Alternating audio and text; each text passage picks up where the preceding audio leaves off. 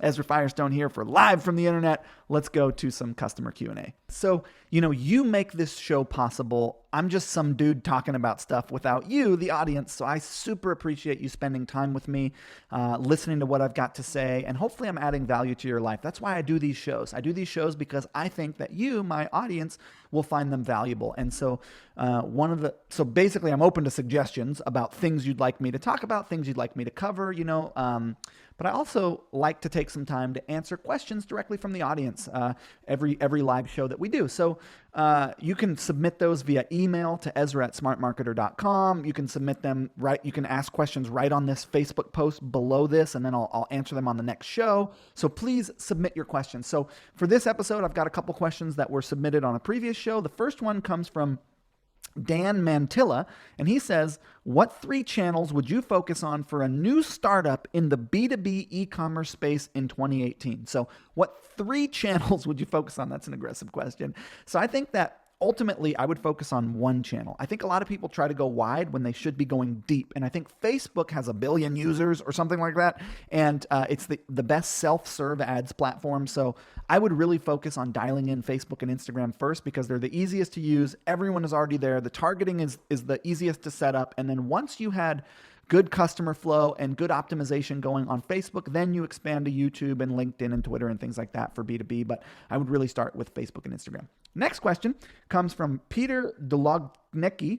And he says, how much can I increase my Facebook bid in one day? 10%, 25%, or 50%? So basically the idea is like, hey, if you have something that's working well, how much can you increase the budget to see if it'll continue to stay? Like, let's say, for example, you're running a video ad to a long form sales page for a physical product.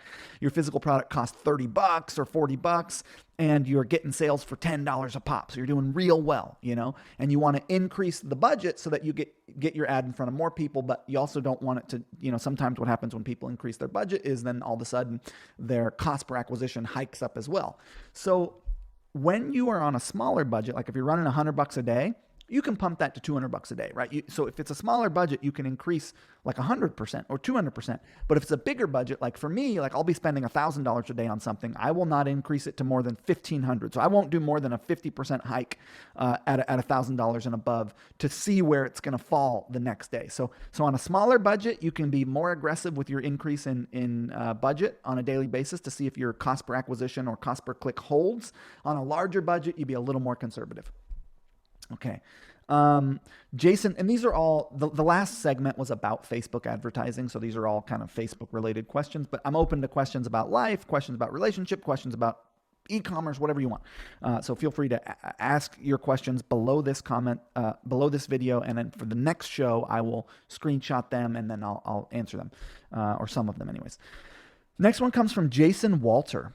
If you are testing with ads, what would you do first? Change the image or change the copy? So for us, we always focus on creative first, so the actual image itself. Now we are sticking headlines on our actual images, little, less than 20% of text, but we stick headlines on the actual images and on the video thumbnails. So we're kind of doing both at the same time, where we'll have one image and maybe 5 headlines or 5 images and 1 headline. So we kind of do them together, but the image or the video thumbnail, the video itself, image or video, are the more important asset because that's what actually draws someone's visual, draws their eye. So I would do the image. If you have to choose between the two, image before copy.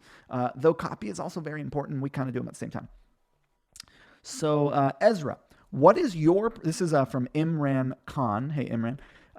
Ezra, what's your process when selecting a niche for a business? How did you come up with Be Friendly? So Be Friendly is kind of interesting. My family, my auntie and uncle, I grew up in Hawaii. One local kain brada. Hey, it's all my Hawaii boys and wahines, all the Hawaii folk. What up? Represent Hawaii. Went to elementary school and high school there. All my childhood memories are from Hawaii. I was a haole boy, but I love Hawaiian culture, and it's part of me. You can't grow up in Hawaii without taking a little bit of the Hawaii culture with you. But anyways, point is that my auntie and uncle formulate and make skincare in Hawaii, and so that's kind of where I had that just had the ability to source that product, and so I created a brand around it. Now, when I am doing product lines, I actually go for a lot of people focus on what I would call impulse buy products. So products that are cheap, they retail at $15, $20, $25, $30. Like I now focus on the premium end of a market. So I want my average order value to be $75 to $150 for my product. I want it to be an expensive product. Reason being, expensive products have more margin. You make more money per sale, and therefore you have more money that you can use to advertise. And what I've found is that it's like just as difficult to get a sale for a $100 item as it is to get a sale for a $30 item. So I might as well focus on the more expensive item. And for some folks, there's a bit of a hurdle there, because let's say I'm selling, products where my average order value is $100. Well, my cost of goods on that $100 in revenue, let's say someone pays me $100 and I've got to ship them $100 worth of makeup. My cost on that, my cost of goods is probably $25 or $30, right? Between 20 and 30% of the total order. So I'm spending $25 to $30, right? Instead of like someone who's selling an item for $30, they only have to spend $10. Like let's say, for example, you're selling a wooden cutting board for $30 that you buy for $10. So it's cheaper for you to buy 100 at $10. That's only $1,000 that you can then sell those 100 items at $30 a pop and make $3,000 for your $1,000 invested. Whereas for me, if I'm selling something that costs $100 and I got to spend 30 on it and I want to buy 100 of those, I have to spend $3,000 up front to then make $10,000 in revenue if I sell all 100 of them at $100. So I'm investing more up front because I'm selling premium quality items, but I'm at a place in my business now where I've been in business now for over a decade. I have a lot of capital reserve. I've done well at saving money, because it's, I will just come out and say this. It's easier to make money than it is to keep money, right? Like people talk about how to make it. The whole, what do you do with it once you have it and not have it all go away or owe it all to taxes or, not pay, a lot of people get in trouble with their money. They don't pay their quarterly estimates. They are not projecting expenses properly. They pull too much out of the business. It's a big issue, the whole keeping of the money thing. But I now, to answer your question, Imran, which is what process do you use when selecting a niche? I will look at a market and, I like consumable products. So, cosmetics, health and beauty, things that, or products that lend themselves to multiple items in the product line, like camping or outdoors or something where I can have multiple products in a line. Because if you look at every $100 million company, which is what I'm focused on, I'm now focused on what kind of brands can I take to 100 million, not how do I build a multi-100,000. Like when I started, I didn't have any money. I was broke. I was working a full-time job. I was living in a 400 square foot apartment with my now wife. Like we were just really bootstrapped. And so, my focus was about, how can I get anything to work? I would be super happy with a brand that makes $100,000 a year that could pay me $3,000 a month so I could quit my job. I mean, that's where I was in my head, was just, I need to get something to work. And so I was doing real niche stuff, right? Super niche down, eat markets that I could go into real easily that didn't involve a lot of capital, where I could try to get something to work and just make a little bit of money. And that was awesome. And that was appropriate for where I was in my business at that time. But now where I'm at is in a different place. I have a lot more capital. I have a lot more surplus. I have a lot more experience. I've got a team. I know a lot more. And so now what I'm looking at is, how do I build 8-figure companies? And so when I look at building an 8-figure company, I need a broad market offer. I need an offer that's relevant to an age range and a gender. That's my criteria. Is this product wide enough that it would be relevant to every man in America between 25 and 40, right? That's an age range, 25 to 40, and a gender, men. I like that kind of market segmentation. And then from there, I'm going to pick a premium product. So let's say, for example, I'm going into the beard care space. It seems to be, that's a big thing right now. Everyone's, got the beard oils and this and that. I draw the line, by the way, at smearing oil on your beard. It's like, okay, it's one thing to moisturize your skin. I'm with you. But you start moisturizing the beard, it's just too much vanity for me.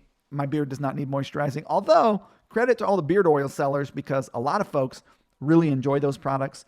And I've heard reports from women that they like men whose beards are soft and smell good. So I'm not actually anti this market. just don't use beard oil. But the point is, should I be going into the men's grooming market, I'm going to be looking for a premium product. Like some people sell beard oils for $9. I'd be looking at the high end of that market where, some of these beard oils are selling for $30, right? So I'm always looking for the premium end of a market. So whatever the market is, I'll pick my market. And for me, I'm looking at very broad markets. I don't recommend that if you don't have capital and direct response skill, right? If you're starting out, I'd recommend lower price products because they are cheaper to buy the inventory. I'd recommend very niche because there's less competition in super niche spaces. So it depends on where you are in your career. For me, where I'm at is I want broad market, something that could grow to 20 to 50 million and sell for 100 million. That's kind of where I'm at. And I want premium because it gives me more margin to invest in paid amplification, which is my model in business, is go out there, tell a really good story, have an amazing product that really delivers, and amplify that message via advertising. That's fundamentally what I do, right? What you're watching right now is a video that I think is going to help you, that you're going to find interesting, that I'm paying money to put this in front of you. This isn't in front of you for free. I had to pay Facebook, pay YouTube to put this out there so that you would see it. And my hope is that you will like it. You'll think, oh, this guy's cool. He's got good content. He's trying to help. His content that is free is worth subscribing to. And I'm hoping that you'll like my fan page or subscribe to my YouTube channel or go to my website and give me your email address. Like, I'm putting this out there. I'm paying money to get it in front of you with the hopes that you'll like it. And if you do like it, you subscribe to me. And then eventually I'm like, hey, I have this thing I think you would find interesting. It's a training program on Facebook ads. It costs money, right? So this is called serving the world unselfishly and profiting, right? So I'm in a role of service now, and I'm also doing it in hopes that eventually I will profit so that I can spend more money serving, right? So it all kind of works together. But my point is that my model is that of paid amplification. And since my model is to pay money to put messages out there, when someone ultimately does buy from me, I want that purchase to have a high profit margin so that I have more money to invest back into paid amplification. So hope that answers your question. Great question, Imran. Okay, and that was the last question we have for Live from the Internet. So hey, first episode of Live from the Internet.